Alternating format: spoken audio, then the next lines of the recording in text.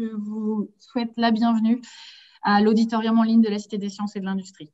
Je suis donc ravie de vous retrouver ce soir pour cette deuxième séance de notre cycle de conférences Le monde sous toutes ses mesures. La précédente est disponible sur YouTube et les autres le seront aussi. Nous poursuivons nos découvertes autour des mesures avec cette séance intitulée « Tous cousins, mesurer la parenté entre les espèces ». Et pour répondre à cette question, nous recevons Guillaume Lecointre. Guillaume, rebonsoir. Bonsoir. Merci beaucoup d'être avec nous et de tenir. C'est vraiment un plaisir de vous accueillir. Vous êtes chercheur en systématique, professeur du Muséum national d'histoire naturelle. Et ce soir, vous nous parlez de cette science de l'évolution et je vous transmets de mon côté les questions de nos auditeurs et auditrices en ligne. Donc, n'hésitez pas, malgré le retard, à nous passer vos questions et vos commentaires. Ils me seront transmis en direct. Alors, sans plus attendre, je vous laisse la parole avec cette première question, Guillaume. Pourriez-vous nous éclairer sur ce que signifie mesurer une parenté ? Oui, mesurer une parenté, ça nous vient de la pensée du XVIIIe siècle. Il faut remonter déjà à Buffon. Buffon, ce grand naturaliste du muséum d'ailleurs à l'époque, qui entrevoyait, pour expliquer la diversité du vivant, des souches communes et des variations autour de ces souches. C'était le début d'un arbre généalogique, mais qui ne s'avouait pas encore.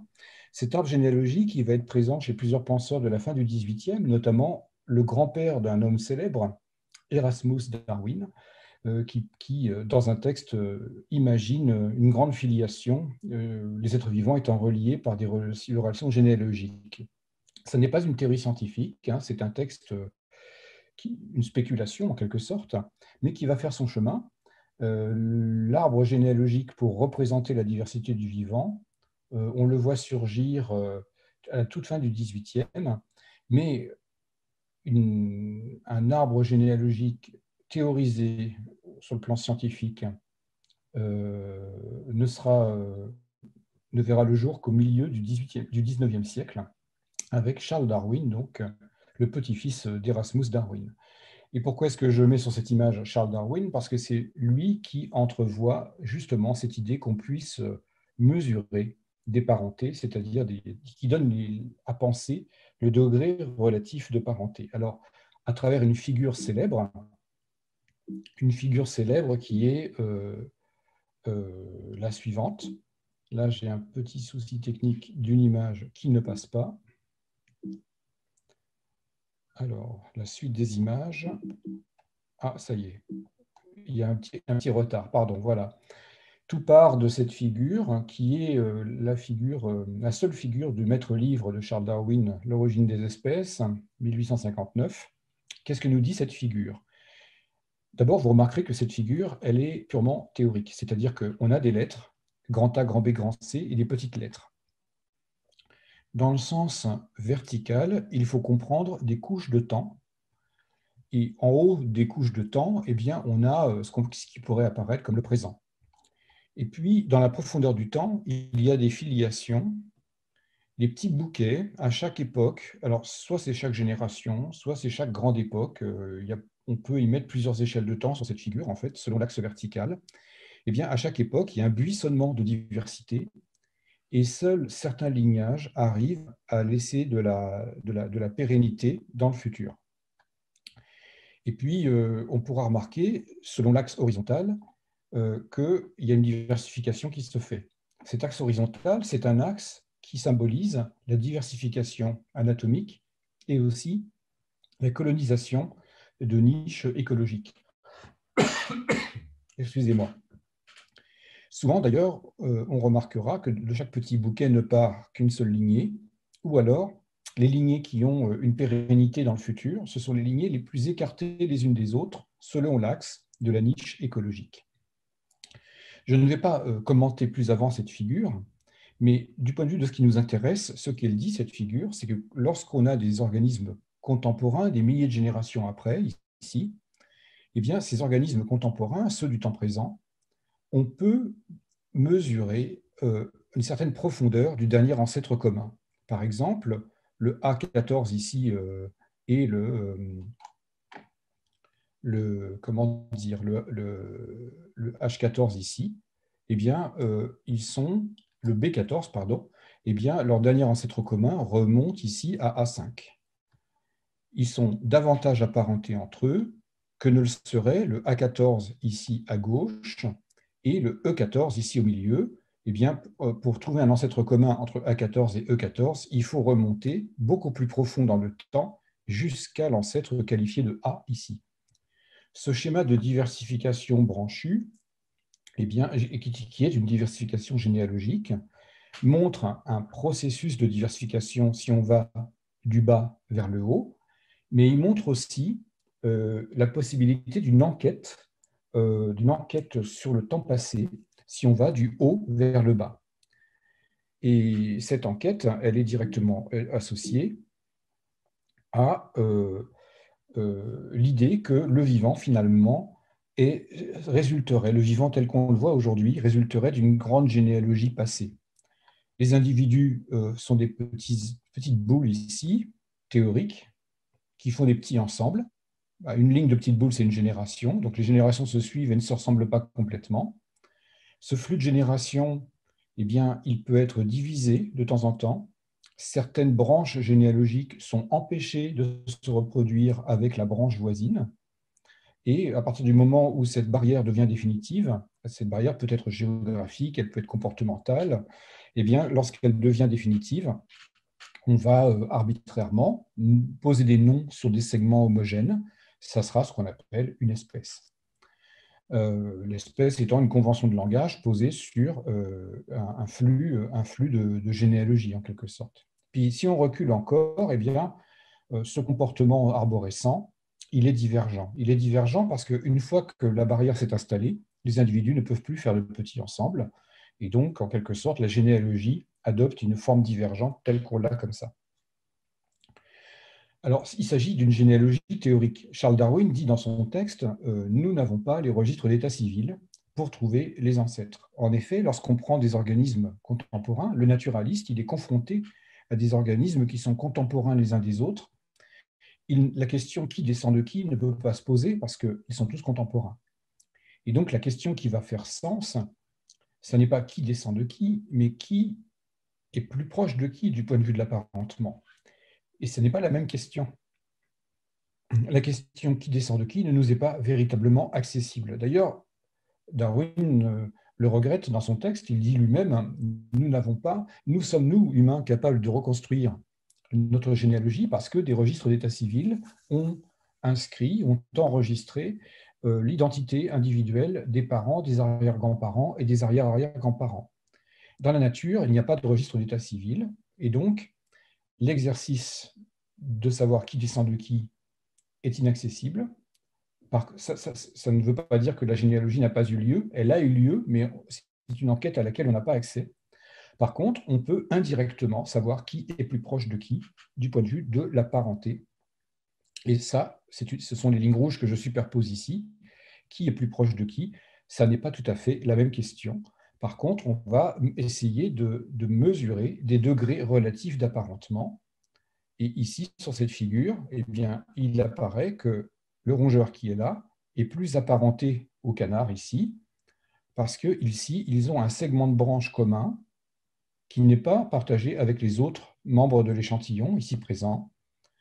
Et d'ailleurs, ce brochet ici est plus apparenté aux deux précédents qu'il ne l'est de l'insecte qui est là, qui est une courtilière, parce qu'ici, il y a un segment de branche commun, d'ancêtre commun, que le brochet partage avec le rongeur et le canard, et qu'il ne partage pas avec l'insecte. Donc, Charles Darwin invente en 1859 un programme de travail qui consiste à dire, si on veut mettre de l'ordre dans le vivant, eh bien, cet ordre, il est généalogique, et il faut chercher les parentés. Mais Darwin n'a pas les moyens de le faire. Il donne un programme, mais il ne sait pas comment le réaliser. Ernst Haeckel, un naturaliste allemand en 1866, va poser sur ce programme un mot. Ce mot nouveau en 1866, c'est le mot phylogénie. Phylogénie qui étymologiquement signifie la genèse des lignages évolutifs. Genesis, phylum, c'est-à-dire la genèse des lignages. Comment les lignages se génèrent les uns les autres. Et puis, un entomologiste allemand du XXe siècle, Willy Hennig, dont j'ai mis le portrait ici, va trouver la méthode de travail pour construire ces phylogénies. Darwin était un visionnaire, il savait comment rendre cohérence à la biologie par rapport à une théorie générale, comment rendre cohérence aux classifications, mais il n'avait pas tous les outils de son programme, et ces outils arriveront 100 ans plus tard, au milieu du XXe siècle, avec Willy Hennig. Donc avec ces outils, on mesure des degrés relatifs de parenté. Alors maintenant qu'on a une meilleure idée de ce que ça représente, cette parenté, vous pouvez nous expliquer comment on fait pour la mesurer? Et oui, qu'est-ce que va inventer Hennig? En effet, ça c'est la question. Hennig va demander, enfin va inscrire dans des tableaux les observables, c'est-à-dire qu'est-ce que partagent les êtres vivants ensemble. Car pour Darwin, savoir qui est plus proche de qui, c'est une question de partage. Plus les êtres vivants, en principe, partagent en commun des traits, plus ils seront apparentés ensemble. C'est assez intuitif. Hein. Alors, encore faut-il, pour mettre de l'ordre, pour arriver à extirper un ordre généalogique de la diversité du vivant, il faut faire un petit peu le compte des partages. Par exemple, si on prend la courtilière, ici, le rongeur, le canard et le brochet que nous avions tout à l'heure, eh bien, nous pouvons inscrire dans des colonnes les partages. Là, si je regarde par exemple la présence de vertèbres, il y a absence de vertèbres chez la courtilière et il y a présence de vertèbres chez les trois autres. Si je regarde la présence d'un crâne, eh bien, il y a pas de crâne chez la courtilière. Je vous rappelle que les insectes n'ont pas de squelette, hein. Ils n'ont pas de squelette en os en tout cas. Ils ont un squelette externe qui est constitué d'une autre matière. Et il y a bien un crâne chez le rongeur, chez le canard et chez le brochet. Y a-t-il un cou? Qu'est-ce qu'on appelle un cou? C'est la spécialisation des premières vertèbres de la colonne vertébrale. Eh bien, il n'y a pas de cou chez la courtilière, il y a bien un cou chez le rongeur, un cou chez le canard et pas de cou chez le brochet. La colonne vertébrale n'est pas spécialisée au moment où elle s'approche du crâne. Y a-t-il des membres? Des membres seulement chez le rongeur et le canard. Y a-t-il une queue? Une queue chez le rongeur et une queue chez le brochet. Y a-t-il des nageoires? Seulement chez le brochet, ici. Et puis, y a-t-il une bouche? Oui, il y en a une chez la courtilière, il y en a une chez le rongeur, une chez le canard, une chez le brochet. Alors, le symbole 0 vous trouble peut-être dans cette colonne. En fait, c'est simplement pour initier cette idée que le codage 0,1, c'est du codage symbolique. 0 ne veut pas nécessairement dire absence, si vous voulez. J'aurais pu mettre étoile ou dièse, si vous préférez. Donc, ce que dit la dernière colonne, c'est que là, ils ont tous les mêmes. Ils ont tous la même chose. Donc, on collecte comme ça le plus de caractéristiques possibles. C'est ce qu'on appelle, les colonnes, c'est ce qu'on appelle des caractères, en fait. On collecte des caractères et on va essayer de rendre cohérence de ces caractères. Alors, la parenté, elle se symbolise sous forme d'une figure mathématique. Ce sont ces lignes que vous voyez là. Et cette figure mathématique, on va l'appeler vulgairement un arbre, entre guillemets. Un arbre, pourquoi? Parce qu'il y a un début, qu'on pourrait qualifier de racine, métaphoriquement, et il y a des bouts de branches ici, qu'on pourrait qualifier de feuilles. D'ailleurs, même en mathématiques, en théorie des graphes, on parle de feuilles pour parler des extrémités des branches. Et on parle de racines. Donc on emprunte une métaphore botanique pour mettre en évidence des relations de parenté. Alors qu'est-ce que dit la première figure ici? Elle dit que le rongeur est plus proche du canard que chacun ne l'est du brochet. La figure du milieu dit le brochet et le rongeur sont plus proches entre eux que chacun ne l'est du canard. Et que dit la troisième figure? Le canard et le brochet sont plus proches entre eux que chacun ne l'est du rongeur. Il n'y a que trois possibilités, sachant que l'insecte, lui, il reste à l'extérieur tout le temps parce qu'il sert de référent extérieur, c'est-à-dire d'enracinement, si vous préférez. Il indique simplement quels sont les caractères qui sont apparus bien avant l'ancêtre X, ici, hypothétique, aux trois, parmi lesquels je me dis, lesquels deux d'entre les trois sont-ils les plus proches entre eux? Donc, la question phylogénétique, elle est de cette nature-là. Laquelle des deux parmi 3, sont les plus apparentés. Et donc, il n'y a que 3 solutions ici. Ça, c'est la première solution, ça, c'est la deuxième, ça, c'est la troisième. Donc, l'idée au XXe siècle, c'est qu'on va essayer d'examiner l'univers des parentés possibles et on va retenir une solution à l'aide d'un critère. Donc, vous voyez, on explore un univers des possibles, en quelque sorte. Comment fait-on pour explorer cet univers? Comment fait-on pour choisir? Si je retiens, par exemple, cette première solution que j'ai appelée A. Pour la solution A, et si je regarde la colonne verte, les membres, le caractère 4, eh bien, vous pourriez dire, bon, bah là, il n'y a pas de membres. En effet, hein, les pattes des courtilières ne sont pas considérées comme des membres anatomiquement. Ici, chez le brochet, il n'y a pas de membres. Bon, bah là, 0, il n'y a pas de membres. Voilà. Et puis, il y a bien un moment où, sur la branche ici, je vais devoir passer d'une situation où il n'y a pas de membres à une situation où il y a des membres. Et donc, là, la petite boule symbolise un changement. Un changement qui, ici, serait l'apparition des membres. Chez le rongeur, l'apparition des membres chez le canard. En toute logique, ici, nous sommes en train de poser des hypothèses de transformation. Eh bien, j'ai aussi une autre façon de poser une hypothèse, c'est que là, dans cet arbre-là, j'ai un segment de branche commun au rongeur et au canard. Et je peux donc faire apparaître aussi les membres ici. Qu'est-ce que je préfère? Est-ce que je préfère cette figure où il y a 2 hypothèses d'apparition des membres ou cette figure où il n'y en a qu'une seule? Eh bien, je vais pratiquer ce que j'appelle l'économie d'hypothèse. C'est-à-dire cet arbre-là, il me permet d'économiser une hypothèse de transformation. Ici, je peux faire une seule hypothèse de transformation. Et c'est ce que je vais faire d'ailleurs. Ce caractère-là, dans cet arbre-là, il va me demander une hypothèse d'apparition des membres. Ça, c'est une raison logique de préférer une seule hypothèse à 2 hypothèses. En science, on pratique ce qu'on appelle le principe d'économie d'hypothèse, c'est qu'on ne multiplie pas gratuitement le nombre d'hypothèses surnuméraires non documentées. On se restreint au minimum, en général. Il n'y a pas qu'en science, d'ailleurs. C'est une propriété de la rationalité humaine. Un commissaire de police, lorsqu'il fait son enquête, minimise le nombre d'hypothèses, favorise le scénario qui minimise le nombre d'hypothèses surnuméraires non documentées.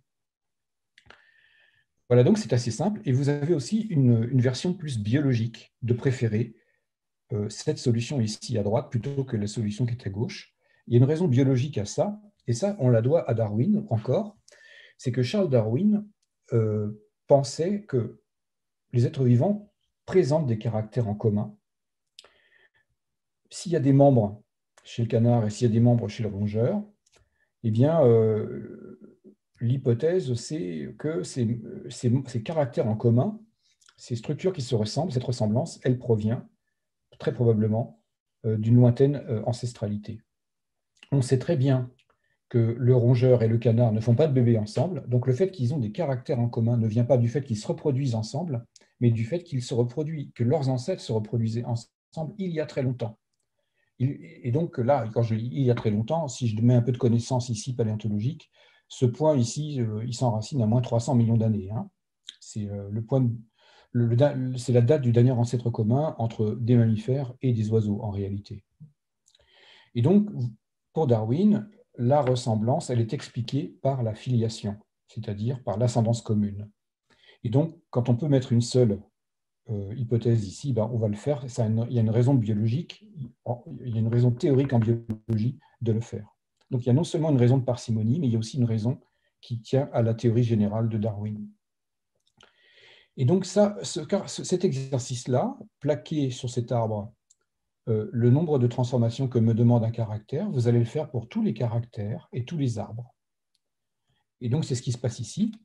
Pour tous les caractères et chacune des 3 solutions possibles, vous avez plaqué le nombre de changements requis par ces observations.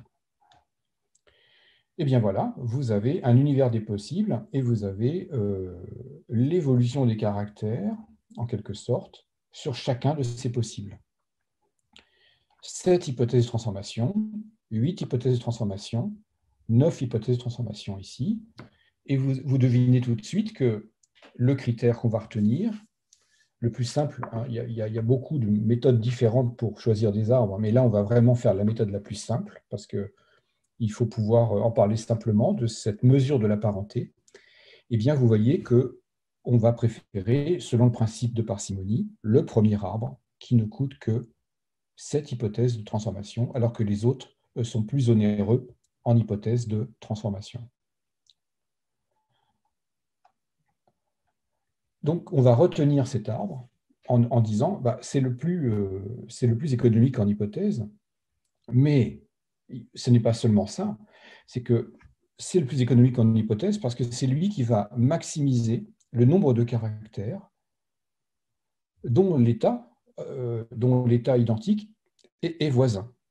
Et c'est donc la cohérence des caractères entre eux qu'on va maximiser. En fait, cette recherche de parcimonie, c'est la même chose que la recherche de la cohérence. Si je reviens un cran en arrière, ce segment de branche ici, il est soutenu par deux caractères qui sont très cohérents. Ici, dans cet arbre-là, c'est un seul caractère, c'est la queue. Et dans cet arbre-là, il n'y a aucun caractère qui réunit le canard et le brochet. Et donc, il faudrait être drôlement audacieux pour choisir cet arbre-là, alors que la relation qu'il présente, en fait, n'est soutenue par aucun caractère. Ici, cette relation est soutenue par deux caractères. Et vous voyez que lorsque vous faites cet exercice de plaquage, eh bien, la queue ici en jaune, elle est obligée dans cet arbre-là d'apparaître deux fois pour être conforme aux observations. Et dans cet arbre-là, elle apparaît une seule fois. Mais par contre, c'est le caractère cou et le caractère membre qui sont obligés d'apparaître deux fois. Donc vous voyez, c'est vraiment un travail de mise en cohérence des caractères entre eux. On choisit l'arbre qui maximise la cohérence des caractères entre eux. Et la parenté, qu'est-ce que c'est? Eh bien, c'est une relation à trois. C'est lesquels deux d'entre les trois, ou lesquels deux d'entre les quatre, ou lesquels deux d'entre les n sont les plus proches entre eux. Ici, on pourra dire que le rongeur est plus apparenté au canard que chacun ne l'est du brochet. C'est une mesure relative, en fait. N'oubliez pas que dans ces figures, vous pouvez tourner, faire pivoter chaque nœud. Et si vous le faites pivoter ici, le rongeur se retrouve à droite et le canard à gauche, mais les relations de parenté sont les mêmes. Ces figures peuvent fonctionner un petit peu comme des mobiles au plafond. Je ne sais pas si vous vous souvenez, mais les mobiles, quand vous pendez un mobile au plafond, il y a des barres horizontales et rigides, et il y a des fils qui pendent à l'extrémité de ces barres. Et bien, chaque barre peut pivoter autour de son axe vertical dans l'espace. Et donc, c'est exactement le principe de ces arbres. On les met à plat parce on est sur une figure à plat, mais la rotation de deux branches sur un nœud n'a pas de signification. Ici, la même information est portée sur la figure de droite et sur la figure de gauche. Ça, c'est de la mesure de cohérence. Alors, je ne voulais pas en parler beaucoup, mais il faut préciser que la cohérence d'un arbre, ça se mesure. C'est-à-dire, en gros, cette mesure, elle est très simple. L'indice de cohérence, qu'est-ce que c'est? C'est le rapport entre le nombre d'événements requis par l'arbre, ici 1, 2, 3, 4, 5, 6, 7, et le nombre minimum de transformations qu'il puisse y avoir dans le tableau du début. En gros, si je les compte, si dans la première colonne j'ai un 0 et un 1, il y a au minimum une transformation. Au minimum. Il ne peut pas faire moins cher. Ici, pareil. Ici, pareil. Ici, pareil. Bref, si je compte, il y a 1, 2, 3, 4, 5, 6 transformations vraiment minimales. Et puis le dernier, là, c'est 0 parce qu'il n'y a pas de différence dans la colonne. Donc, pour résumer, l'indice de cohérence, ça va être le minimum divisé par ce que requiert l'arbre. 6 sur 7, c'est 0,86. L'arbre parfait, c'est celui qui va restituer le minimum de transformation. Quand votre indice de cohérence est de 1, vous avez une grande cohérence des caractères entre eux. Et puis quand l'indice va être vers 0,3, eh bien c'est que la cohérence est mauvaise et que votre arbre n'est pas solide. Donc Bon, retenons cette idée, non seulement on peut mesurer la parenté, mais on peut aussi mesurer la solidité, la robustesse, si vous préférez, d'un arbre. Alors, je vois que c'est ce que vous allez nous dire après, mais c'est vrai qu'on a très envie de poser la question, pourquoi fait-on cela et qu'est-ce que ça nous apporte de mesurer cette parenté? C'est vrai, ça, après tout, pourquoi faire? Pourquoi mesurer la parenté, après tout? Oui, à quoi ça sert? Et il se trouve qu'en biologie, ça sert à faire beaucoup de choses. Et là, je vais même en rester, je ne vais même pas être sur le plan appliqué, je vais être sur le plan fondamental. On pourrait aborder peut-être tout à l'heure même des raisons appliquées de chercher les parentés. Si on prend des raisons fondamentales de chercher la parenté, eh bien, d'abord, la parenté, elle sert à faire des classifications. Alors ça, on ne s'en serait peut-être pas douté, mais le programme classificatoire, depuis 150 ans, c'est de suivre le mieux possible les relations de parenté. Et la science qui gère les relations de classification, c'est une science qu'on appelle la systématique, c'est-à-dire c'est la science qui distingue les contenants et les contenus. Elle relie des objets concrets, des concepts, c'est-à-dire des groupes dans nos têtes, des boîtes dans nos têtes, et puis des noms qu'on va poser sur ces boîtes. Alors, le carré bleu ici, c'est l'idée du concept. C'est une boîte dans ma tête. Les petits ronds rouges, ce sont des individus qu'on aura classés dans cette boîte. Cette boîte, elle porte un nom ici. Et les deux doivent être reliés à un objet concret. Parce que sinon, le vivant n'arrête pas de courir, n'arrête pas de varier, il évolue dans le temps. Et si vous ne mettez pas un spécimen en collection dans un musée d'histoire naturelle quelque part, ces collections qui fonctionnent un petit peu comme des dictionnaires de la nature, eh bien, le nom, il va finir par flotter et on ne saura plus très vite à quoi le rattacher. Imaginez, prenons un cas d'organisme qui évolue assez vite, les petites mouches drosophiles.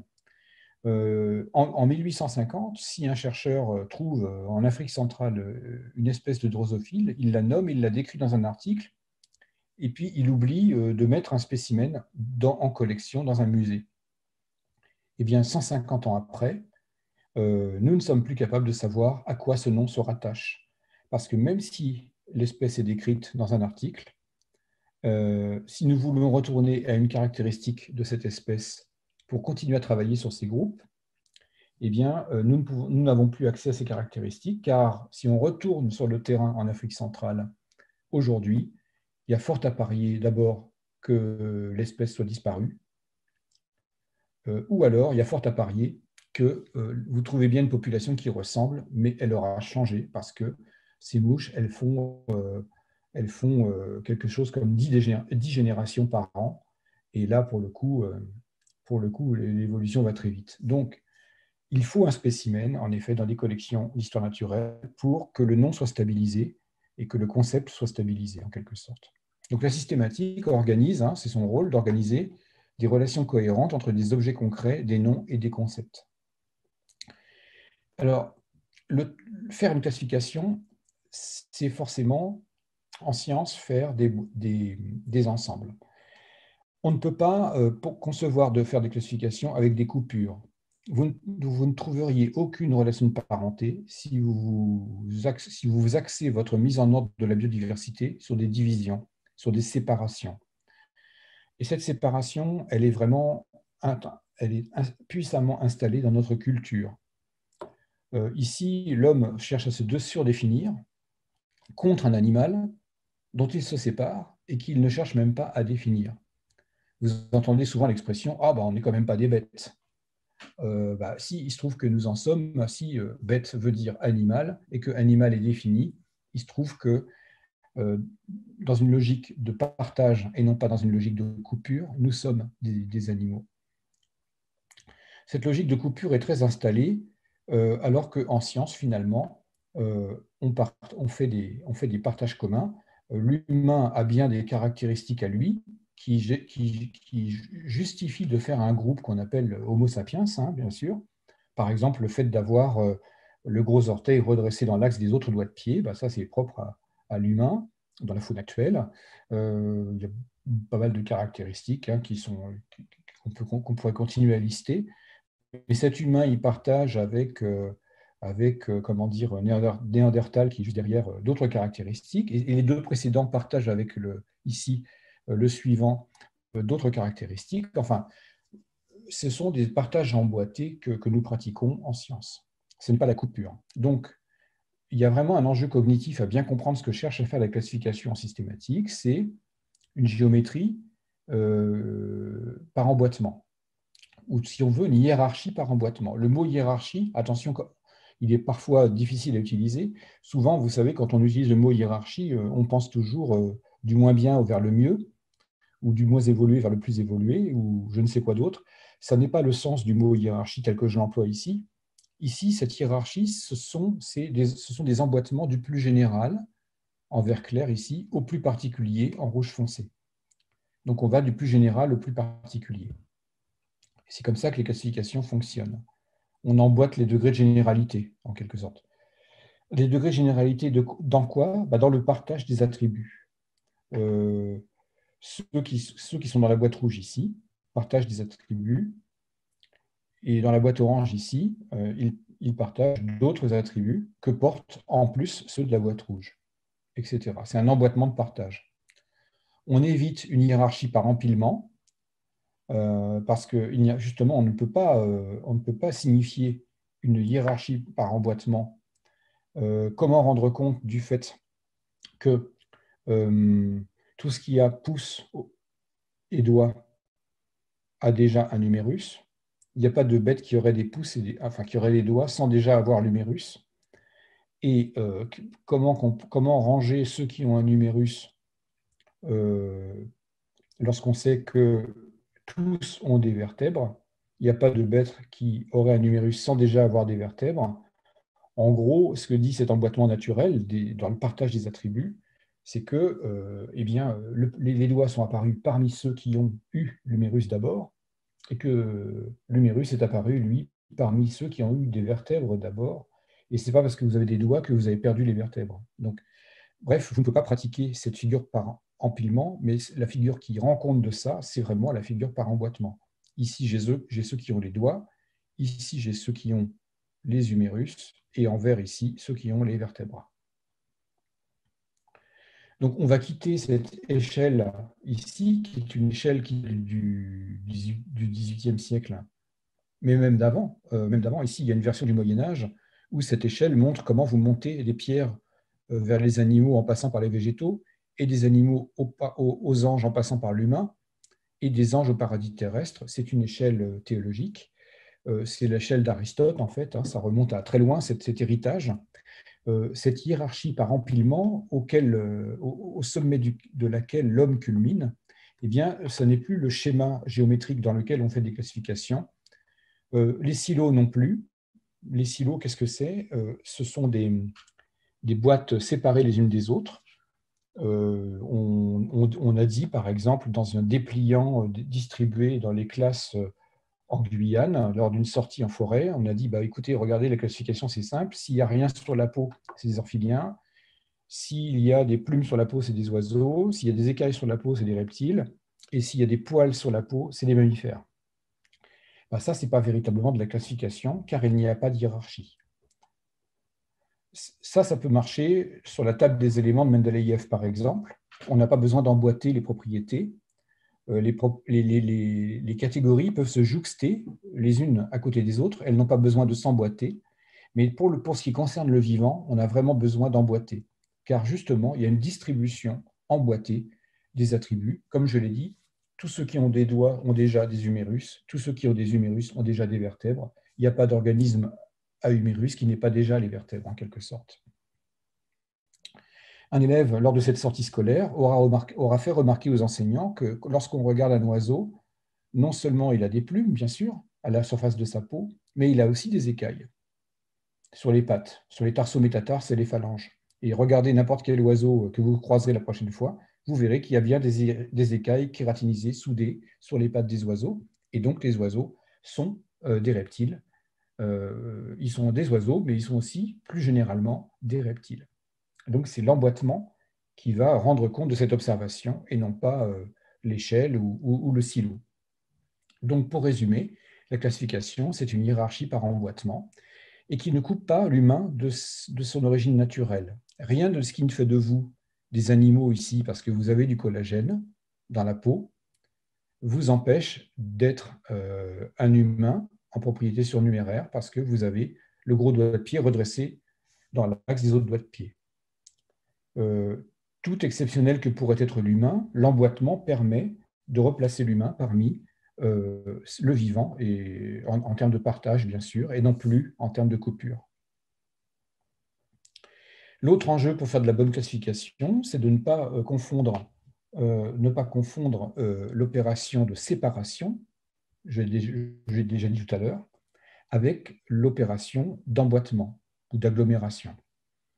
Lorsqu'on fait un tri, on sépare un échantillon. On met les grands d'un côté, les petits de l'autre, on met ceux qui ont quelque chose d'un côté, ceux qui ne l'ont pas de l'autre, etc. Ça, c'est très utile pour s'orienter, c'est très utile pour prendre des décisions. Il y a beaucoup d'arborescence décisionnelle où on pose des questions, on répond par oui ou par non, et en fait, en gros, c'est un tri, ce sont des tris successifs qui se font. Nous ne devrions pas, en toute logique, devoir nommer ce que l'on met à droite et à gauche, respectivement, de la ligne de démarcation. Il y a un danger à faire ça. Quand on nomme quelque chose, il vaut mieux nommer à partir d'ensemble et non pas à partir de lignes de démarcation. Un ensemble, qu'est-ce que c'est? Un ensemble, c'est le regroupement de plusieurs objets justifiés par au moins une propriété commune. La table, c'est une notion dont je peux dire qu'elle est un ensemble. Tout ce qui a une surface plane et qui a 4 pieds ou 3 pieds, en tout cas plus de 2 pieds, eh bien, je pourrais appeler ça une table, en gros. Ce sont les propriétés communes de base à toutes les tables. Alors, toutes les tables sont différentes, bien sûr, il y a plein de modèles de tables différents, mais l'ensemble est justifié par ces propriétés-là, une surface plane soutenue par au moins 3 pieds. Donc voilà, voilà en quelque sorte cette idée d'ensemble. Lorsqu'on fait passer une ligne de démarcation, lorsque l'on sépare, en fait, on devrait, en science en tout cas, en science, on devrait éviter de nommer ce qui est à droite et à gauche. Pourquoi? Parce que si vous avez fait une ligne de démarcation ici, vous avez probablement à certains moments laissé ici à gauche ceux qui ont quelque chose et à droite ceux qui n'ont pas quelque chose. Et faire un ensemble en nommant ce qu'il y a ici à droite, faire un ensemble sur ce qui n'est pas présent, sur le critère d'une absence, est une faute de logique. Si vous vous permettez de faire un ensemble sur une absence de propriété, ben vous pouvez faire n'importe quel ensemble absurde. Je peux prendre une roue de voiture, une fourchette, un couteau, un caillou, et puis je peux toujours dire qu'ils n'ont pas de plume. La liste de ce qu'une collection d'objets n'a pas est infinie. Et comme elle est infinie, vous pourriez justifier par la négative n'importe quel ensemble absurde. En fait, ça ne permet pas de penser. Si vous voulez penser le monde réel, eh bien, il faut faire des ensembles sur des propriétés véritablement partagées et non pas des absences de propriétés. Ce qui explique pourquoi il faut, lorsqu'on trie, éviter d'avoir à nommer ce qui est à droite et à gauche, si on veut rester en science. Alors, il y a eu des dérapages en science. On a fait, par exemple, à une époque, les invertébrés. On avait pratiqué une coupure et non pas un partage. Les invertébrés, c'était les animaux qui n'avaient pas de vertèbres. En réalité, vous ne dites rien d'un escargot ou d'un ver de terre lorsque vous dites qu'ils n'ont pas de vertèbres. Vous parlez de l'homme en réalité, qui est la référence chez lequel on trouve la vertèbre. Un vertébré n'est pas valide en classification parce qu'il résulte d'une coupure.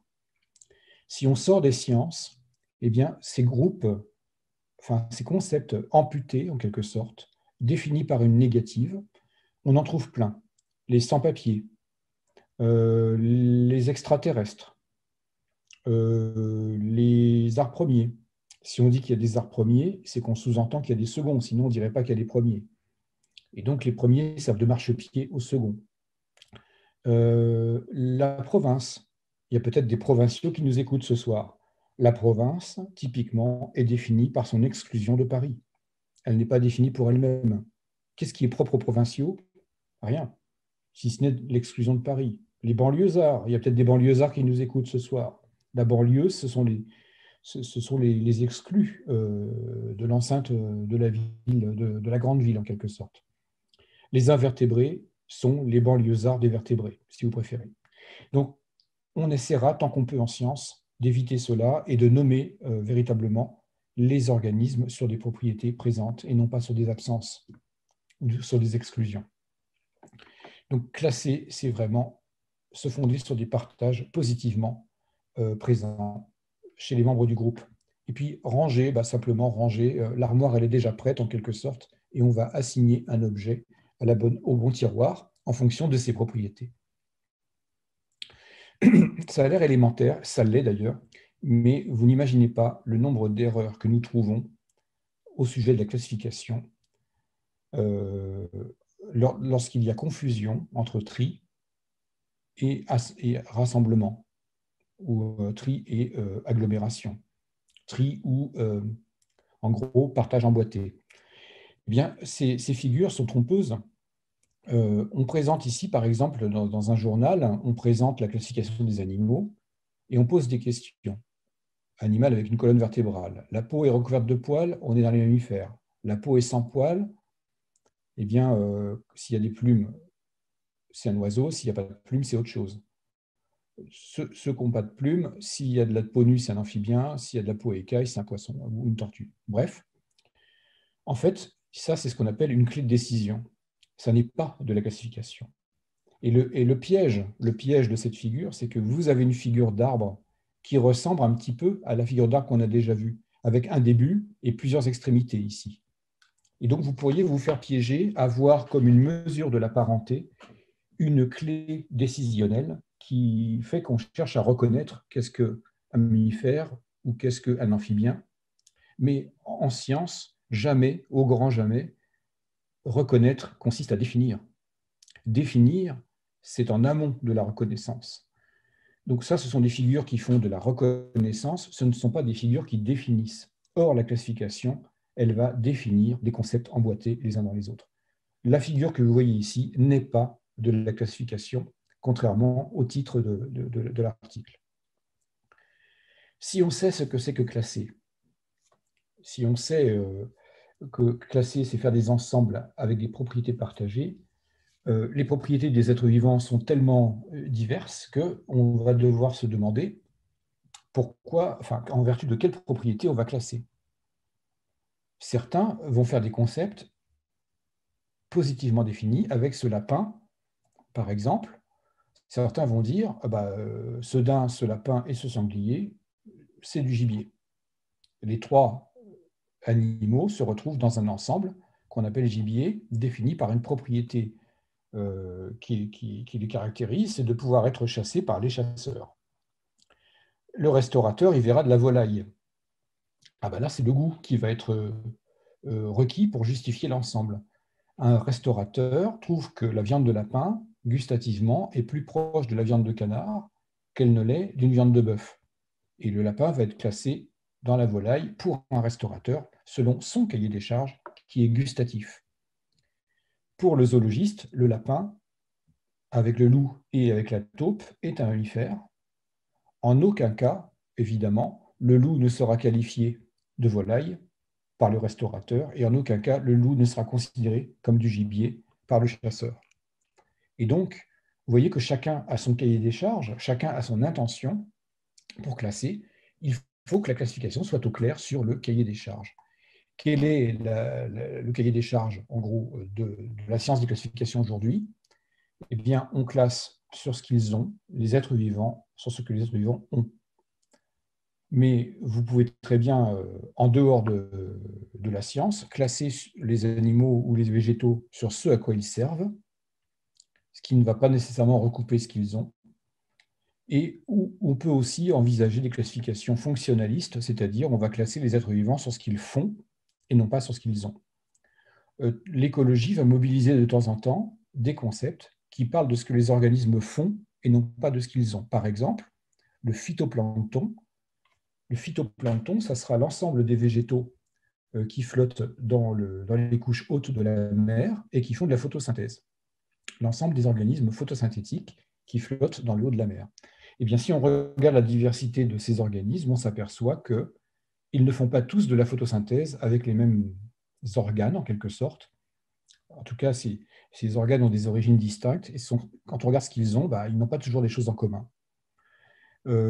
Typiquement, si on s'intéresse au cycle du méthane à la surface de la Terre, eh bien, la notion de bétail en écologie va être intéressante car le bétail est un gros générateur de méthane. Et en systématique, par contre, ce qu'on appellera bétail ne sera pas véritablement, ne réunira pas des animaux en vertu de ce qu'ils auront d'exclusif en commun. Dans le registre utilitaire, le terme de poisson, c'est très pratique parce que ça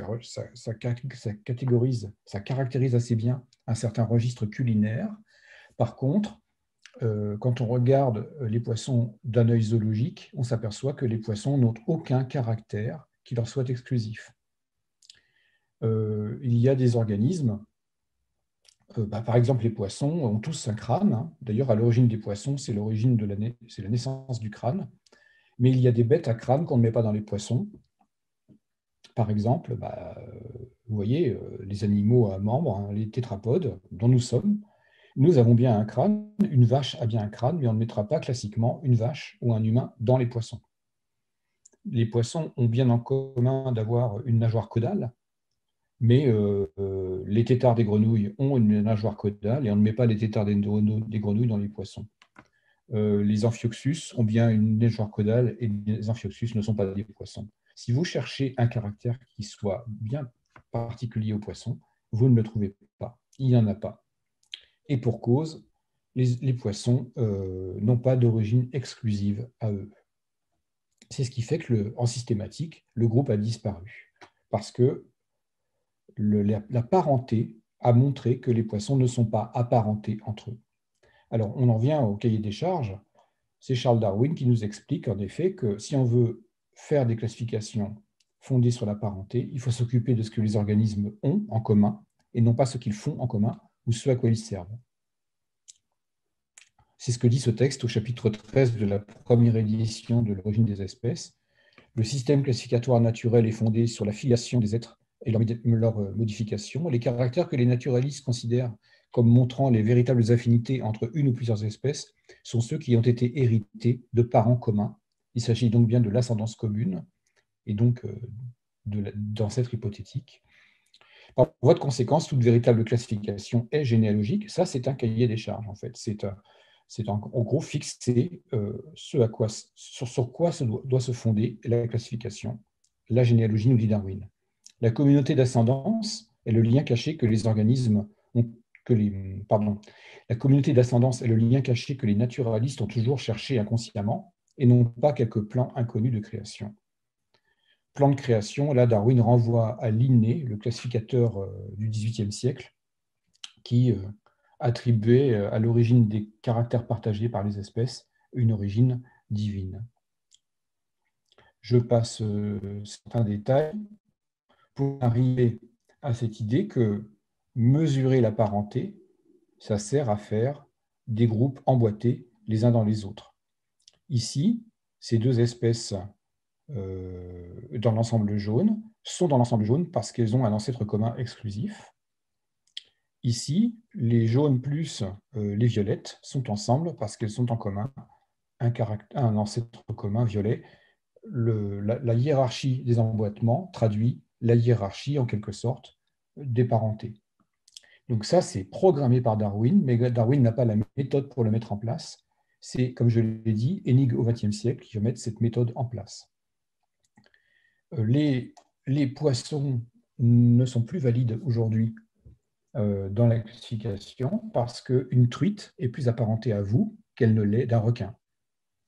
Nous avons avec la truite des traits communs comme le dentaire, le maxillaire, le prémaxillaire, le frontal, le pariétal, toute une série d'os que n'ont pas les requins. Donc, truite et nous sommes dans un groupe qu'on appelle ostéichtien. Mais un requin est plus apparenté à vous qu'il ne l'est d'une lamproie. Nous partageons avec le requin, et la truite aussi d'ailleurs, la mâchoire. La lamproie, elle, a la bouche faite différemment. Les requins, les lamproies sont des poissons. Néanmoins, le requin est plus proche de nous qu'il ne l'est de la lamproie, et donc les poissons normalement, ne sont plus un groupe valide selon le régime de classification que je suis en train d'exposer. Si vous regardez un arbre de parenté, ici les mammifères, et si vous y mettez sur chaque branche des noms de groupes, eh bien, vous avez l'équivalent de cette figure de groupes emboîtés les uns dans les autres. Et finalement, quand vous regardez une phylogénie, eh bien, vous avez en même temps une classification. Pourquoi mesurer des parentés? Pour faire des classifications, je viens de l'expliquer, depuis Darwin, aussi pour détecter des homologies. Qu'est-ce que ça veut dire, ça? Savoir quelles sont celles des ressemblances qui proviennent d'un ancêtre commun et celles des ressemblances qui ne seraient pas acquises d'un ancêtre commun. Dans la figure que j'avais retenue tout à l'heure, eh bien, ici, les caractères 4, 3, 1 et 2 sont ce qu'on appelle des homologies, c'est-à-dire, dans cet arbre-là, elles apparaissent comme ayant été léguées. Ces ressemblances ont été léguées par de l'ascendance commune. Donc là, il s'agissait du cou et des membres. Le cou du rongeur et le cou du canard sont homologues en tant que vertèbres spécialisées. L'atlas, la première vertèbre qu'on appelle l'atlas, et la deuxième qu'on appelle l'axis. Par contre, les ressemblances qui sont acquises deux fois indépendamment ne sont pas des homologies, elles ne proviennent pas d'un ancêtre commun. Ici, c'était la queue.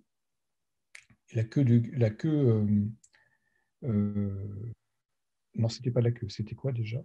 C'était, je ne sais plus, le 5. Enfin, peu importe, ces deux ressemblances ici sont acquises deux fois indépendamment l'une de l'autre. Ça porte un nom ici depuis 1870, ça porte un nom, c'est ce qu'on appelle des homoplasies, c'est-à-dire des ressemblances non acquises d'une parenté commune.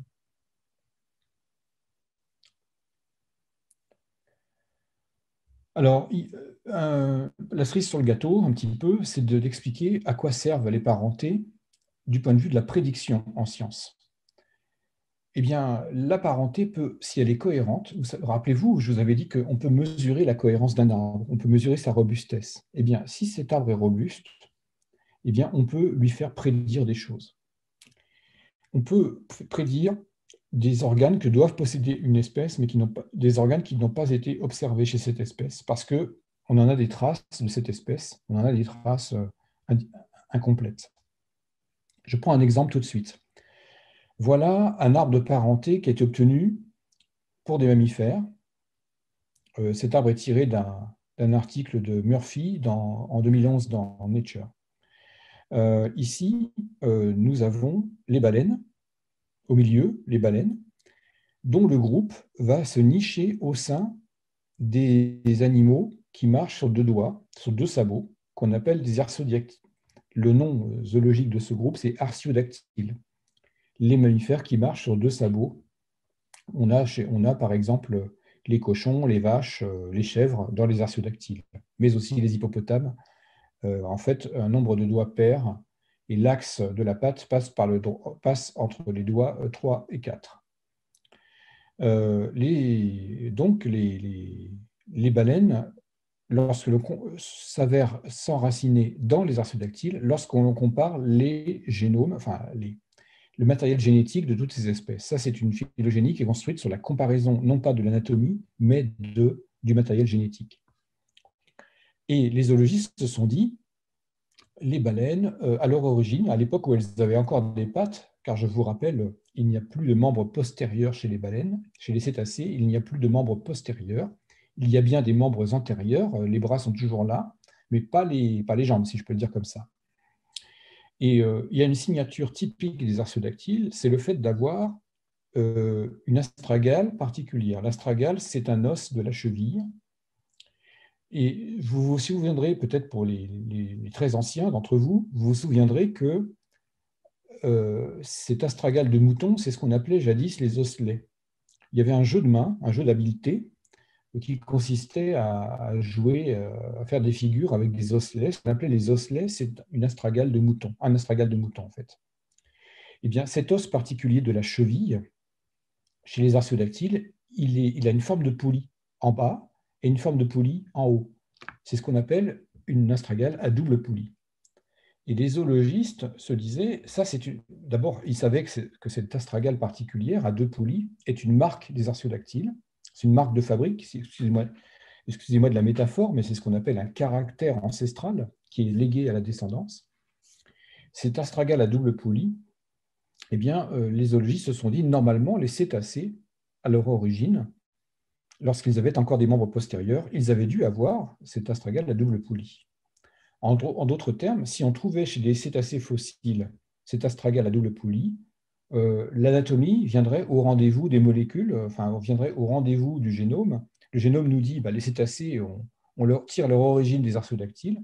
Si c'est vrai, les cétacés ancestraux devaient avoir les caractères d'artiodactyles, logiquement. Et en effet, cette prédiction s'est avérée vérifiée grâce à la découverte d'un fossile dans l'Éocène du Pakistan, à moins 50 millions d'années, qu'on appelle Pachycetus. Voilà l'image de ce Pachycetus ici encadré en rouge. Eh bien, ce Pachycetus a l'anatomie du crâne, a des caractères de cétacé dans l'anatomie du crâne, mais présente bien une cheville. Et dans cette cheville, on va trouver l'astragale à double poulie, ici. Et également, chez un autre cétacé fossile qu'on appelle Rhodocetus, on trouve cette astragale à double poulie. Et donc, la phylogénie avait fait une prédiction, la parenté avait fait une prédiction sur ce qu'on devait s'attendre à trouver chez les fossiles. Et en effet, les fossiles sont au rendez-vous de la prédiction. Voilà ici le dessin entouré en rouge d'une astragale de Pachycetus avec la poulie en haut et la poulie en bas. Une astragale de sanglier qui est un artiodactyle, avec les 2 poulies ici. Et en comparaison, ici à côté, une astragale humaine où il n'y a pas de poulie ni en haut ni en bas. Bon, je vous passe les détails. Rhodocetus, pareil, poulie en haut, poulie en bas. Donc, cet exemple pour montrer que la mesure et la parenté, ça sert à faire des prédictions sur ce qu'il faut trouver, sur ce à quoi on peut s'attendre à trouver. Et ça, du point de vue des sciences appliquées, ça a son importance. Parce que lorsque vous cherchez des molécules pour guérir le cancer chez certaines plantes, notamment des taxols, et que la plante d'où on extrayait ces substances vient à devenir rare, eh bien, on fait un arbre de parenté des plantes voisines, des espèces voisines, et les plus proches voisines, les plus proches parentes de la plante qui était exploitée, est peut-être la meilleure cible pour aller chercher des molécules dont on a besoin. Et donc, vous voyez, quand vous cherchez parmi le vivant, quand vous fouillez parmi le vivant ce dont vous avez besoin d'un arbre de parenté pour savoir où trouver potentiellement, quelles sont vos meilleures chances de trouver les molécules dont vous auriez besoin. Donc, cette prédiction, elle est tirée de la cohérence historique dans l'histoire du vivant, et ces prédictions sont donc utiles à faire. Donc là, j'ai abordé, entre parenthèses, le volet appliqué. Toutes ces raisons que j'ai listées ici sont des raisons fondamentales, mais la prédiction que permettent de faire des phylogénies, qui ne sont pas des prédictions absolues, ce sont des plus hautes probabilités. L'histoire n'est pas une loi, bien sûr. On va cibler les endroits dans le vivant où on a la plus haute probabilité de trouver le caractère qui est en discussion ou la propriété qui nous intéresse. Faire des parentés, ça sert aussi à raconter l'histoire des caractères. Et voilà un arbre de parenté des dinosaures théropodes. Et vous avez, alors les théropodes démarrent ici, sur ce nœud de l'arbre, et vous avez ici les différentes formes de plumes que présentent les différents théropodes à leur surface.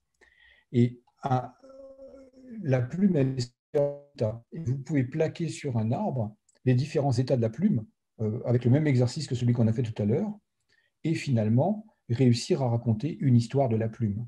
La plume a été d'abord une plume de duvet sans rachis central, avant que de voir apparaître un rachis central ici. Il est possible qu'il y ait eu des plumes à rachis central chez les tyrannosaures, peut-être pas sur tout le couvert du corps, mais le renforcement de la plume par des barbules ici apparaissent chez ces sous-ensembles de théropodes, notamment les oviraptoridés. Et la plume asymétrique, c'est-à-dire dont le rachis n'est plus central mais déporté sur le côté, qui est une plume qui autorise le vol, eh bien, cette plume arachidéportée n'apparaît que bien plus tard chez les oiseaux, ici avec Archaeopteryx et d'autres oiseaux du Crétacé et les oiseaux modernes également. Et donc, on peut raconter à travers le temps une histoire de la plume lorsqu'on a mis en ordre dans un arbre de parenté les différents états d'un même caractère plume ici présent. D'ailleurs, confirmé récemment, il y a 2 ans, par la découverte d'un fossile de Célophysis, qui est comment dire, un petit théropode dans cette zone-là de l'arbre. Attends, où est-ce qu'il est? Oui, il est par là. Eh bien, cet animal, on a retrouvé ces vertèbres dans de l'ambre. Alors, on a reconnu qu'il s'agissait de cette espèce-là par la forme des vertèbres, mais dans l'ambre étaient conservées les plumes de cet animal, qui étaient des plumes, évidemment pas sous cette forme-là, mais des plumes sous forme comment dire, d'axes un petit peu allongés avec des petites comment dire, des petites émissions de type duvet de part et d'autre de l'axe, un peu plus long ici que ce stade 2 qui est montré. Bref, confirmant cette idée qu'on a bien des plumes chez des animaux qui ne volent pas et que les plumes ont servi à autre chose qu'à voler au début. Elles ont servi de manteau, de couvert thermique, et puis peut-être aussi d'apparat, d'organes d'apparat, comme ça restait le cas chez les oiseaux aujourd'hui. Donc, raconter l'histoire des caractères, oui, les phylogénies servent à ça. Et puis, évidemment, raconter l'histoire des lignages. Phylogénésis, ça veut dire l'histoire des lignages. La phylogénie, c'est comme un arbre à remonter le temps, c'est-à-dire que, ça c'est une expression de Pascal Tassi, l'arbre à remonter le temps, on a les moyens de raconter à travers une arborescence l'histoire du vivant. Concrètement, sur le plan professionnel, ça prend cette forme-là. On a des colonnes, ici, qui sont des caractères, comme je vous l'ai dit, 0, 1, 2. On utilise des ordinateurs, enfin des logiciels bien sûr, des algorithmes et des logiciels pour trouver la figure d'arbre qui maximise la cohérence de tous ces caractères entre eux, c'est du calcul. Hein. Et puis on plaque sur le caractère, sur les branches, pardon, sous forme de nombre ici, les différents caractères qui changent sur ces branches. Ici, c'est un groupe, c'est mon groupe de prédilection en tant que zoologiste. C'est le grand groupe des poissons antarctiques qui vivent dans le froid, des poissons avec des protéines antigel, des poissons qui vivent dans des eaux de mer, parfois à température négative. Et ces animaux-là ont des relations de parenté que j'ai étudiées moi-même. Comparer des gènes, on l'a dit, on peut non seulement comparer des caractères, mais selon exactement la même logique, on peut comparer différentes phrases génétiques. Ici, vous avez plusieurs espèces qui sont qui sont listées horizontalement, et vous avez en face des séquences génétiques d'un gène qui est le gène ribosomique 28S, peu importe. On peut comparer ces séquences génétiques et construire les mêmes arbres, ce qui a été fait d'ailleurs dès les années 80. Et ici, le vivant qui se distingue en archée, en eucaryote et en eubactéries, eh bien, c'est le grand arbre du vivant. C'est un arbre qui a été construit sur la comparaison des séquences génétiques des gènes très conservés dans l'histoire du vivant. Les plus conservés, ce sont ces gènes ribosomiques, les gènes d'histone aussi, enfin peu importe lesquels, mais il y a des gènes qui changent très lentement dans l'évolution. Et lorsque vous prenez des comparaisons de structures qui changent très lentement, vous reculez le télescope vers le passé, c'est-à-dire vers des temps très très anciens. Et là, la racine ici au milieu, c'est le dernier ancêtre commun à tout le vivant, en fait, qu'on soit capable d'inférer ou de reconstituer. Cet arbre, il a eu son succès. Je ne peux pas m'empêcher, avant de m'arrêter sur cette conférence, je ne peux pas m'empêcher de vous raconter cette anecdote. Cet arbre a été très, très médiatisé. Pourquoi? Parce que ce matériel génétique ici, ribosomique, il a été comparé dans le noyau du maïs. C'est un gène qu'on trouve dans le noyau, dans le matériel génétique du noyau des cellules du maïs. Mais ces gènes, ils existent aussi dans des petits organites du maïs, les petites centrales énergétiques dans chaque cellule, qu'on appelle des mitochondries. Vous savez que les cellules génèrent de l'énergie par des réactions qui sont opérées par un organe qu'elles ont à l'intérieur de leur cytoplasme, ces cellules qu'on appelle des mitochondries. Eh bien, ces mitochondries possèdent des segments d'ADN qui possèdent eux-mêmes des gènes ribosomiques. Eh bien, le gène ribosomique de la mitochondrie de maïs va se ranger dans la phylogénie parmi les eubactéries. Il ne ressemble pas, ce gène, à son gène homologue que l'on trouve dans le noyau du maïs.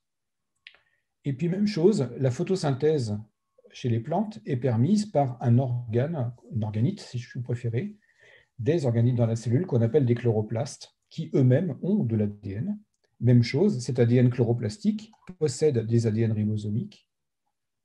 Eh bien, quand on compare l'ADN ribosomique du chloroplaste du maïs, il va se brancher dans les eubactéries et non pas avec le maïs. Là, on a le gène homologue dans le noyau du maïs. En gros, le maïs, il a son noyau ici, le noyau de ses cellules ici, les chloroplastes de ces cellules là et les mitochondries de ces cellules là. Ça veut dire quoi, ça? Ça veut dire que les organites des cellules, mitochondries et chloroplastes, sont de très anciennes eubactéries qui, il y a très très longtemps, il y a 2 milliards d'années, se sont en quelque sorte mises en vie commune avec des cellules eucaryotes.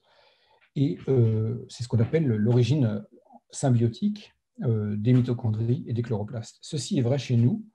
Si nous avions mis des mitochondries humaines dans cet arbre, elles se seraient branchées ici avec les eubactéries.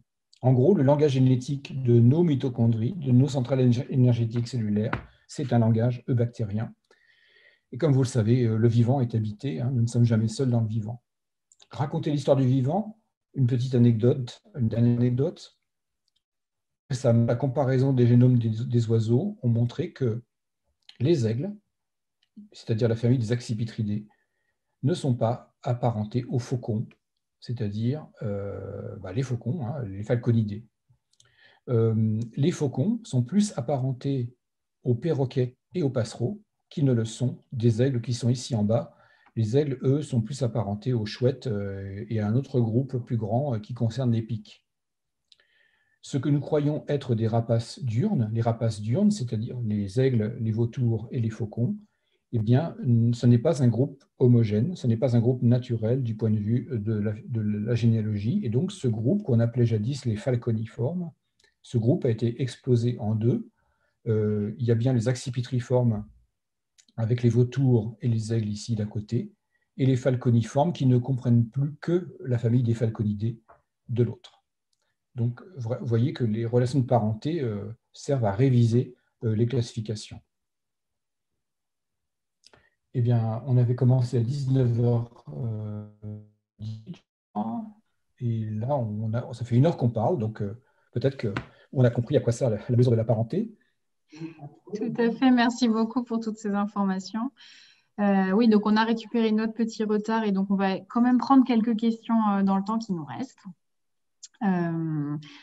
Donc, bon, difficile de choisir dans l'ordre. On va commencer par celle-ci peut-être, si j'ai bien compris, en revenant sur votre formule qui validait plus ou moins la validation d'une classification ou d'arbre. On nous demande comment peut-on dire que l'on a choisi les bons caractères.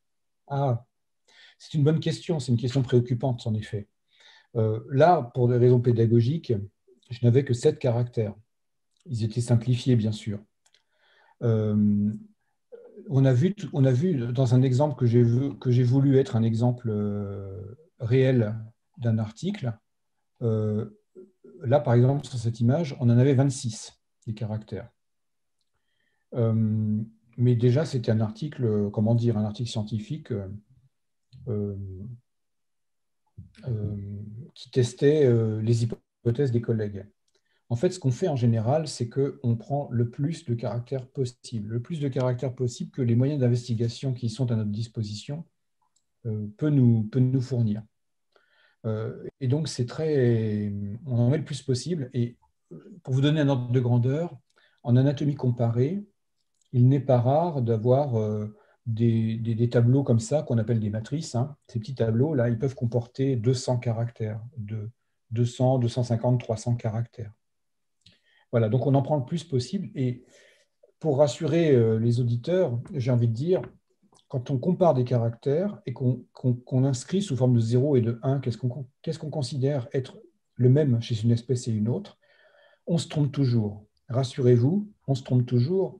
Et il y a toujours un endroit où on se trompe, en fait. On ne se trompe pas complètement, bien sûr, mais il y a toujours quelques endroits où on se trompe, d'où la nécessité, l'arbre, une fois obtenu, d'avoir son indice de cohérence. Si l'arbre est très incohérent, si le fameux indice de cohérence que j'ai montré tout à l'heure, qui est le plus simple des indices, il y en a plusieurs des indices, mais vraiment l'indice de cohérence, c'est ce qu'on peut faire de plus simple. Si l'indice de cohérence est très mauvais, ça veut dire qu'on s'est peut-être beaucoup trompé en pensant que le bec de la tortue et le bec de l'oiseau étaient le même bec, le même du point de vue de l'apparentement. Or, quand on regarde l'arbre des animaux, on s'aperçoit que la tortue n'est pas du tout la plus apparentée aux oiseaux et que les deux becs sont probablement apparus deux fois indépendamment.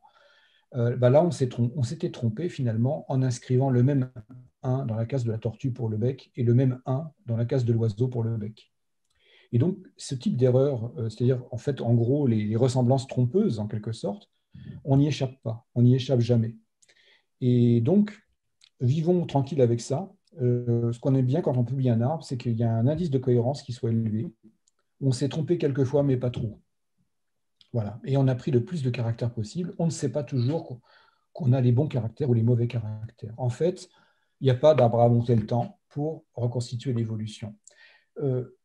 J'ai envie de faire une réponse parallèle avec la science des historiens. Pourquoi? Parce que cette science-là que je vous montre ce soir, c'est une science d'historien. C'est-à-dire qu'on va maximiser la cohérence des faisceaux de présomption que sont des caractères pour reconstituer un scénario d'évolution qui va être cet arbre ici. C'est ce que fait l'historien. Il a des traces, des écrits, des témoignages. Il va construire un scénario qui rend les plus cohérents possibles les témoignages et les traces entre eux. C'est la même science, en fait. Ça porte un nom sophistiqué en épistémologie, ce type de raisonnement. On va pas utiliser des mots trop sophistiqués, mais cette science historienne qui maximise la cohérence des faisceaux de présomption pour reconstituer un scénario, elle ne garantit jamais que le résultat soit exact. Elle garantit que le résultat est plausible.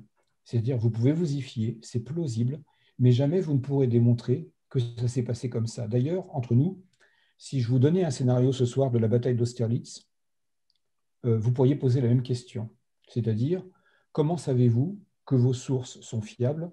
Les sources qui vous ont servi à reconstituer un scénario de la bataille d'Austerlitz, comment savez-vous que vos sources sont fiables? Vous pouvez vous tromper sur les sources. Oui, on peut se tromper sur les sources, mais on l'admet. Ce qui est important, c'est que le scénario que l'on délivre soit le plus cohérent possible par rapport à d'autres scénarios contradictoires ou concurrents, si vous voulez. Voilà un petit peu l'idée. Et un petit peu dans la même idée, mais avec une petite précision, est-ce qu'on pourrait dire par exemple qu'en fait la queue du brochet est une nageoire caudale et donc que ça fait un caractère et non deux? Oui, voilà. C'est une bonne remarque. C'est-à-dire que ce que vous inscrivez ici comme 0, 1, 2, vous l'avez bien compris, c'est un jeu de langage en fait. Si vous avez nommé une partie d'animal une partie d'animal A de la même façon qu'une partie de l'animal B, vous allez inscrire le même chiffre dans la case.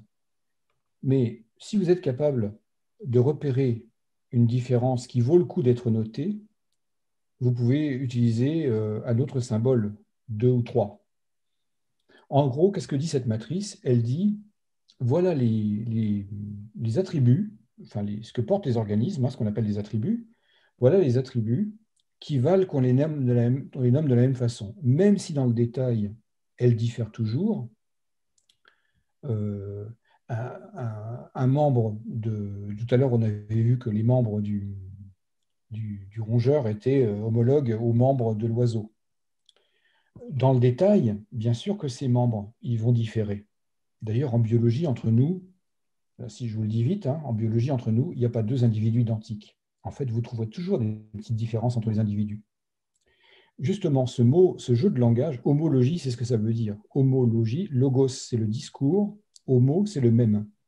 Homologie, c'est le discours sur les mêmes. C'est-à-dire que je vais donner le même nom à des structures qui se ressemblent beaucoup, Alors, pas complètement, et elles finissent toujours par différer l'une de l'autre, si je vais chercher dans le détail, mais sinon, elles sont suffisamment semblables pour mériter de porter le même nom.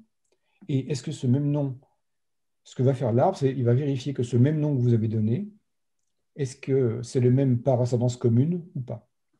Alors, la structure, bien sûr, pas le nom. Le nom, il est arbitraire, mais est-ce que la ressemblance qui a valu que vous donniez le même nom, est-ce que cette ressemblance est héritée d'une ascendance commune ou pas? Et finalement, cet arbre, il va tester des hypothèses d'ascendance commune.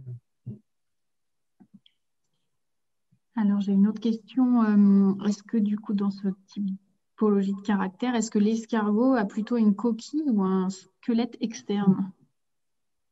Ah, on parlera plutôt, chez l'escargot, on parlera plutôt de coquille, en effet. D'ailleurs, c'est même inscrit dans un des groupes de mollusques qu'on appelle les conchifères, c'est-à-dire les animaux qui génèrent de la coquille.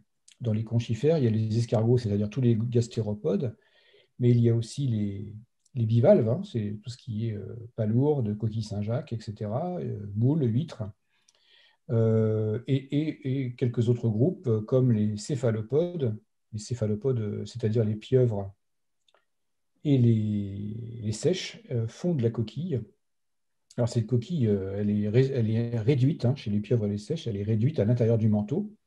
Mais si on regarde des céphalopodes fossiles, les ammonites typiquement, et les bélémnites sont un groupe extrêmement foisonnant de céphalopodes à coquilles. Bref, on parlera plutôt de coquilles plutôt que de squelette externe. Alors, squelette externe, en général, c'est plutôt réservé aux arthropodes, c'est-à-dire arthropodes, hein, arthros, c'est articulation, podos, c'est la patte, le pied ou la patte. Ce sont des animaux à pattes articulées. On trouvera là-dedans tous les crustacés, les insectes, les arachnides aussi. Voilà. Alors, une question qui revient peut-être très souvent, mais je pense que c'est important d'y répondre. Est-ce qu'il y a des espèces plus évoluées que d'autres? Oui, c'est une question importante parce que on- nous avons un héritage de hiérarchie par empilement qui a laissé dans notre culture cette idée qu'il pourrait y avoir des espèces plus évoluées que d'autres. Ce que je suis en train de dire tout simplement, c'est que cette échelle des êtres ici, qui semble aller du plus simple au plus compliqué, euh, au départ, elle est fixiste, cette échelle. C'est-à-dire que ici, on étage comment dire, les boîtes du plan de création divine au XVIIIe siècle, à l'époque où on fabrique cette échelle. Mais au XXe siècle, cette échelle va rester, sa géométrie va rester dans les têtes, tandis que le discours sur le vivant va être un discours évolutionniste. Ce qui fait qu'on va plaquer sur cette échelle une espèce de ligne qui part du moins évolué vers le plus évolué. Alors, je ne devrais pas dire ça devant cette figure, parce que cette figure, je le répète, elle est fixiste. Mais on va avoir en quelque sorte des versions. On va avoir des versions au cours du XXe siècle qui vont, notamment ces figures-là en bulle, qui vont partir des groupes les moins évolués et sur lesquels vont s'enchaîner les groupes plus évolués. Et là, il y a un mélange, en quelque sorte, il y a un mélange dans le raisonnement entre l'échelle et l'arbre. En principe, les êtres vivants, si vous prenez un arbre, prenons celui-là par exemple, ce que dit cet arbre, c'est que tous les êtres vivants que nous analysons sont contemporains. Leur temps d'évolution depuis un point donné, c'est le même temps en fait. C'est le même temps. Simplement, les spécialisations qui ont été adoptées dans les branches ou dans les autres, dans une branche ou dans une autre, sont des spécialisations différentes. Comme le dirait mon collègue Patrick Forter dans un très bon film qui s'appelle Espèce d'espèce, je vous le recommande, hein, si vous voulez comprendre ce que c'est que le buisson du vivant, espèce d'espèce. Comme le dit Patrick Forter à la fin, les bactéries ont un temps d'évolution, sont aussi évoluées que nous en termes de temps d'évolution. Seulement, les caractéristiques qui ont été les leurs, qui se sont accumulées sur leur lignage, séparés d'une autre depuis plus de 3 milliards d'années, leurs caractéristiques sont différentes. Certaines de ces bactéries sont capables de vivre dans des eaux à plus de 150 degrés Celsius. Nous, on ne pourrait pas. Hein. Elles peuvent faire une génération toutes les demi-heures. Nous, on fait une génération, je vous laisse calculer, hein, ce n'est pas la meilleure, hein, le temps de génération chez nous. Bref, si vous prenez différentes caractéristiques du vivant, ces caractéristiques sont distribuées en mosaïque le long de l'arbre du vivant. Et donc, on peut dire que les organismes vivants sont plus ou moins complexes les uns par rapport aux autres, mais ils ne sont pas plus ou moins évolués. Le temps de changement a été le même depuis la racine du vivant. Alors, quand je dis complexe, il faudrait définir la complexité, mais dans les niveaux d'organisation d'un être vivant, on pourrait quand même, quand même dire que, tout de même, une bactérie standard, je ne sais pas moi, Escherichia coli, enfin, la bactérie la mieux connue, on peut dire que elle est plus simple dans son organisation que ne le serait un éléphant, par exemple, ou une baleine, ou un cerf. Il y a des niveaux d'organisation. D'abord, le cerf ou la baleine sont pluricellulaires, alors que la bactérie est unicellulaire. Et donc, déjà, ça, c'est un premier niveau d'organisation. Il y en a d'autres avec des spécialisations de tissus, je ne rentre pas dans les détails, mais on peut comparer des complexités relatives d'êtres vivants, mais ce n'est pas pour autant que l'un sera moins évolué que l'autre. Alors, deux petites dernières avant qu'on doive se quitter. Une collègue fascinée d'ornithorynque, je crois la reconnaître en ligne, qui nous demande quels sont les liens de parenté entre l'espèce humaine et l'ornithorynque. Ah, bien, ces relations de parenté sont très bien connues. Alors, il faut se pencher sur cet arbre-là. L'humain se situe, alors on va le trouver, l'humain, il se situe ici parmi les primates, au point 25, et l'ornithorynque, ici, se trouve au point 2, c'est le groupe des monotrèmes. Et si vous cherchez, alors il y a une mesure de la parenté, je n'en ai pas parlé ce soir, mais il y a une mesure de la parenté qui est le temps, finalement, quelque part.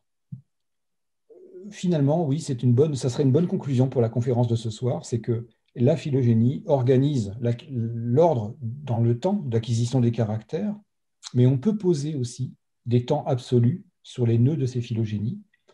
Des temps absolus, c'est-à-dire, il y a plusieurs techniques que je ne vais pas détailler, ça serait une conférence en soi, il y a plusieurs techniques qui permettent d'inscrire cet arbre dans le temps. On sait que ce point ici, le point qui sépare la ligne des ornithorynques et la ligne des humains, ici, ce temps, il va aller se situer de l'ordre de 200 millions d'années à peu près. Donc, la différence de temps, enfin, on va le dire comme ça, le dernier ancêtre commun à nous et à un ornithorynque se situe quelque part il y a 200 millions d'années, mais en comparaison, le temps qui sépare un humain d'une souris, ici, d'un rongeur, c'est ce point-là, le point 20 dans l'arbre. Eh bien, le point 20, ici, il va se situer dans le temps aux alentours de 80 millions d'années seulement. Donc, en gros, ici, au point 20, on est à 80. Ici, au point 1, on est à 200 millions d'années. 200 millions d'années, je vous le rappelle, on est au début de la fameuse ère des dinosaures. C'est-à-dire que ce qu'on appelle les mammifères ont toujours existé à l'époque des dinosaures. Souvent, on nous sert l'ère secondaire, vous savez, entre moins 200 millions d'années et moins 65 millions d'années. On nous sert l'ère secondaire comme l'ère des dinosaures. Mais sachez que pendant toute cette ère où les dinosaures étaient les gros animaux, certes très diversifiés, certes très gros, il y a toujours eu des mammifères, certes diversifiés, mais qui ne dépassaient pas 10 kilos. Et comme ils ne dépassaient pas 10 kilos, ils ne frappent pas notre mémoire, en quelque sorte. Et donc, on les laisse de côté. Mais il existe toute une paléontologie des mammifères de l'ère secondaire qui ne sont pas semblables à ceux d'aujourd'hui et qui sont très riches aussi. Voilà, donc l'ornithorynque et nous, une mesure de la parenté, disons-le, c'est 200 millions d'années, la date du dernier ancêtre commun. Une souris et nous, c'est 80 millions d'années. Un chimpanzé et nous, c'est 7 millions d'années seulement. Super. Alors peut-être un tout petit aperçu, si vous y arrivez en quelques minutes, sur est-ce qu'on peut mesurer la parenté pour autre chose que des espèces, un petit aperçu des Un autres aperçu parentés. final, la cerise sur le gâteau pour Très passer une bonne rapide, soirée. voilà. Oui, alors les grands principes que j'ai énoncés ce soir, en fait, des principes, disons-le, peuvent s'appliquer à toute réalité comparée dont on peut se dire que elle émane par filiation. Qu'est-ce que c'est la filiation finalement? C'est que les entités qu'on va classer, on peut supposer qu'elles ont dérivé les unes des autres à travers le temps. Eh bien ça, c'est vrai pour les langues. Oui, depuis le XVIIIe siècle, il y a eu des gens pour penser que les langues sont affiliées entre elles et qu'elles dérivent les unes des autres. Ce n'est pas surprenant en fait. Les langues, dans le temps, se séparent. Par exemple, lorsque les humains sont séparés sur le plan géographique, ils vont séparer leurs langues. Quand ils sont séparés du point de vue social, ils vont séparer leurs langues. Il suffit de vous pencher sur la vie de tous les jours. Dans le centre-ville de Paris, eh bien, la langue qui sera utilisée par les habitants du centre-ville de Paris aura déjà divergé de la langue qu'on va utiliser dans la banlieue. D'ailleurs, même parfois, si vous rencontrez des jeunes personnes de banlieue, vous avez du mal à comprendre leur façon de parler. Et de même, ces jeunes de banlieue, symétriquement, s'ils s'adressent à des gens du centre-ville, il n'y a pas de hiérarchie dans ce que je dis, hein, c'est le simple constat qu'ils vont peut-être aussi avoir des difficultés à comprendre ce que disent les gens du centre-ville. Bref, il suffit d'avoir une divergence sociale ou une divergence géographique pour que la langue diverge très vite. Et donc, ici, ce n'est pas au XVIIIe siècle, mais c'est au XXe siècle.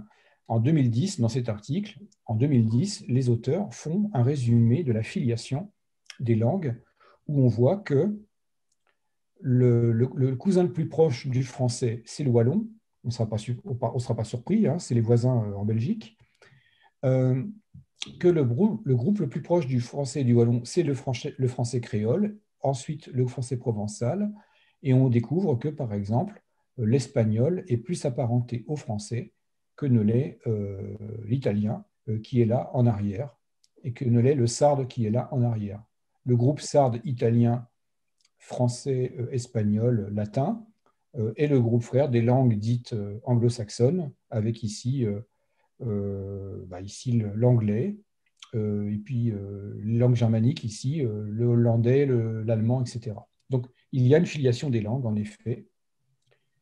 Je passe les filiation des musiques. Voilà un article qui a comparé des musiques de population du Gabon. Et on peut faire de la parenté de musique comme on a fait de la parenté des langues. Les musiques s'héritent généalogiquement, si vous voulez, et elles divergent aussi, comme les espèces. Les mythes, voilà un article qui a regardé les différents mythes à travers le monde. Là, il s'agit du motif mythique de la chasse cosmique. Eh bien, il y a la chasse cosmique à travers les différents mythes du monde peut être classée. Même chose ici pour le motif culturel du Pygmalion. Je ne rentre pas dans le détail, mais on peut faire des arborescences de mythes. Et enfin, on peut classer des idées. Ici, on s'est intéressé dans cet article à mesurer la parenté entre les idées qu'ont les auteurs sur l'arbre du vivant. Ici, j'ai mis une figure à droite d'arbre du vivant qui est tirée d'un livre de Haeckel. Eh bien, quand on commente cet arbre, quand on regarde comment les auteurs parlent de cet arbre et comment ils le dessinent, comment ils conçoivent sa géométrie, eh bien, on peut faire un arbre des arbres, en quelque sorte. On peut classer les auteurs, leur proximité, la parenté de leurs idées, en fait, la parenté de leurs idées sur l'arbre du vivant. Ça a été publié en accès libre en 2013 pour cet article et en 2020 pour une version plus sophistiquée. Voilà, on peut classer aussi, on peut mesurer, excusez-moi, on peut mesurer la parenté d'autres choses que des espèces animales et végétales. Eh ben, merci beaucoup. C'est super. Merci à vous. On finit pile avec les 14 minutes de retard du début. Donc voilà, c'était passionnant. Merci Guillaume Lepointe. Merci à vous qui nous avez suivis en ligne.